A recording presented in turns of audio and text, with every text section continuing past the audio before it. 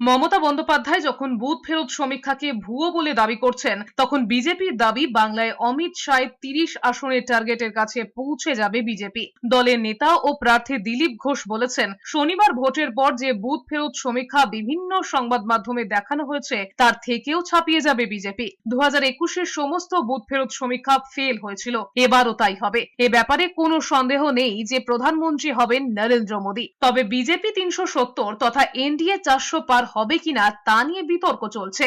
Booth ফেরত সমীক্ষায় খুব একটা বিশ্বাস করি না। ভারতীয় জনতা পার্টির যে কর্মীদের কাছ থেকে পাওয়া যে ফিডব্যাক, সেই ফিডব্যাকের উপর নির্ভর করে আমি এটা বলতে পারি। আমি রাজ্য সভাপতি হওয়ার পর একটা স্লোগান দিয়েছিলাম। আমি সেই সময় বলেছিলাম এইবার 25 পার। এই স্লোগানটা আমি দিয়েছিলাম। যে তখন পার্টির অবস্থা এমন ছিল যে পার্টির কর্মীরা এটাতে বিশ্বাস করেনি। আজকে প্রায় 2.5 বছর পর এখন কিন্তু পার্টি শুধু নয়, প্রত্যেকটি নিউজ চ্যানেল থেকে শুরু করে সবাই বিশ্বাস করছে যে হ্যাঁ, বিজেপি 25-এর পার যাবে এবং আমাদের টার্গেট হচ্ছে 30। তো 30 পর্যন্ত যতক্ষণ না পৌঁছচ্ছে আমাদের লড়াই চলবে। এক্সিট পোল অনেক হয়েছে, এ ব্যাপারে প্রথমেও কোনো সন্দেহ ছিল না যে প্রধানমন্ত্রী হবেন মোদি। এখনও সন্দেহ নেই। সিট কত হবে এটা নিয়ে বিতর্ক ছিল, এখনও চলছে, 4 তারিখ অবধি চলবে।